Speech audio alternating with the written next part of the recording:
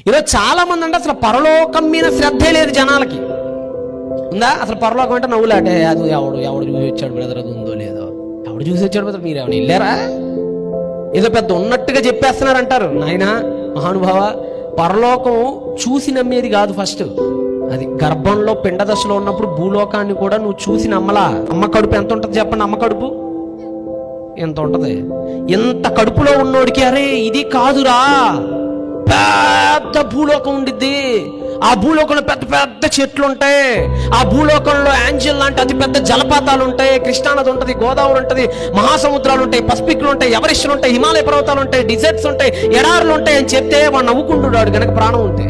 ఇంత బుడ్డి కడుపులో నేను ఉన్నాను, ఏది ఇది కాకుండా పెద్ద భూమి ఉందా, అది చాలా విశాలమైందా, చాలా అందంగా ఉండిద్దా అంటే ఆడు నవ్వుతాడు. కానీ ఈ లోకం ఉందని వాడికి ఎప్పుడు తెలిసిద్ది చెప్పండి?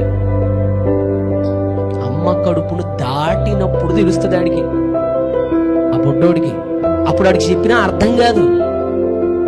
భూలోకాన్ని అనుభవించాల్సింది ఎప్పుడంటే వాడు బయటికి వచ్చినప్పుడు తెలుస్తుంది. అబ్బా ఇప్పటిదాకా మా అమ్మ కడుపునే ప్రపంచం అనుకున్నాను, కాదు కాదు ఓ మహాప్రపంచం ఉంది నిజంగానే అని.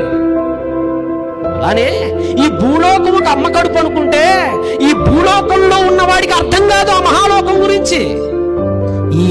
ఈ భూ కడుపును దాటాలి, ఈ భూమాత అని అనుకుంటే ఒకవేళ నువ్వు ఈ అమ్మ కడుపును దాటితే అప్పుడు ఆ మహాలోకం దేవుడు చెప్పింది ఎంత గొప్పదో నీకు అర్థమైంది.